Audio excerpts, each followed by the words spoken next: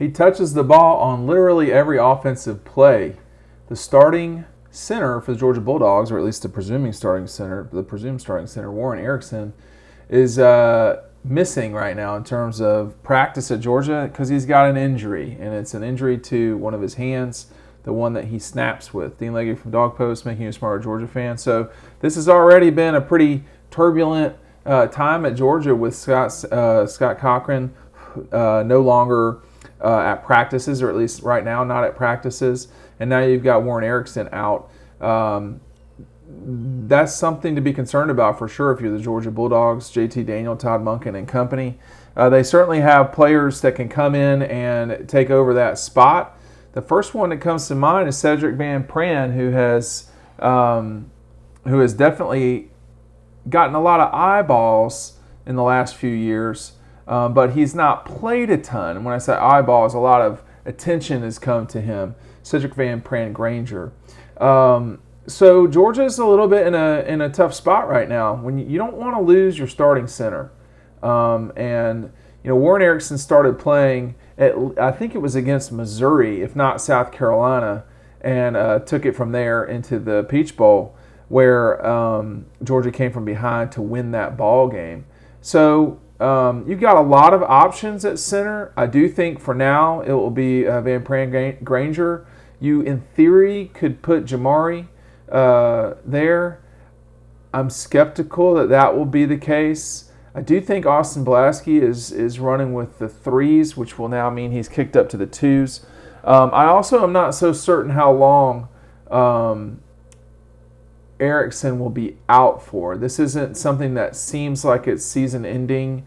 You are talking about an offensive lineman. You certainly need your hands, but you typically can recover from these things relatively fast. The issue is, of course, as a center, particularly when you're talking about your snapping hand, you're going to need it to be in decent shape. And, these guys, sometimes they play with a glove on their snapping hand, sometimes they don't. And to have something bothering you to the degree that you'd miss practice, that's a problem. And then you got to get back into rhythm a little bit. At Georgia, you're not directly under center as much as you once were. I mean, you're often in a shotgun, and that came with Kirby. Jacob Eason and then Jake Fromm, and then the quarterbacks from last year, a lot of the time, Georgia is shotgun snapping, and you don't want that to become an adventure. I mean, we saw what happened at the Tennessee game when that was an adventure. So my suspicion is that you're going to have Warren Erickson. I would imagine he will be back at Georgia certainly this season. How quick? I'm not so sure. When you start talking about Van Pran Granger, he's a guy that came out of New Orleans with some very high accolades, but he's just not played a lot. And for him to get in there against what would be as good a defensive line as Georgia's going to deal with this year, that's not an ideal situation. Again, speaking from some ignorance here, we don't know how long Warren Erickson is going to be out for.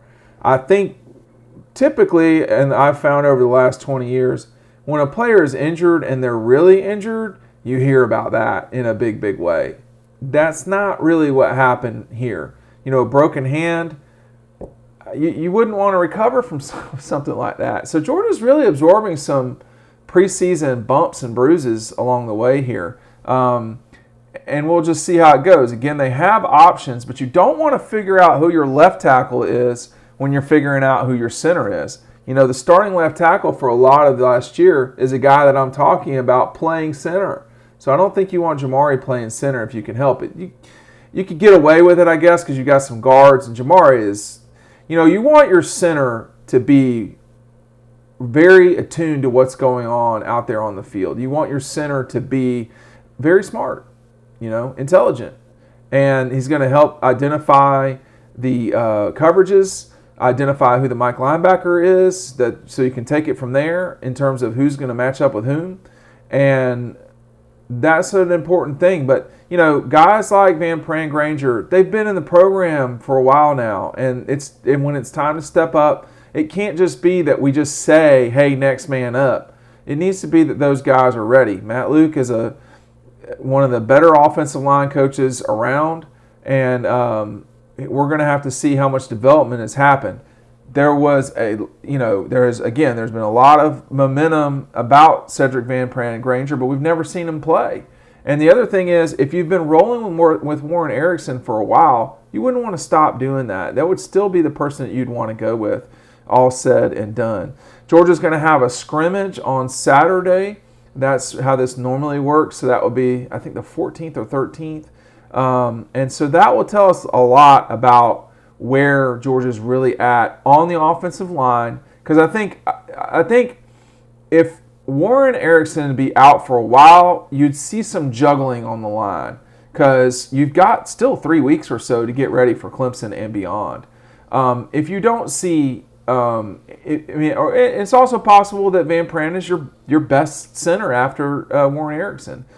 But I think if you saw some juggling that didn't involve Van Pran Granger, that would tell you that perhaps Erickson's out for a lot longer. But we're going to talk with Todd Monken on Thursday, or at least we're scheduled to, so he may well give us some insight into what's going on as it relates to that injury and more.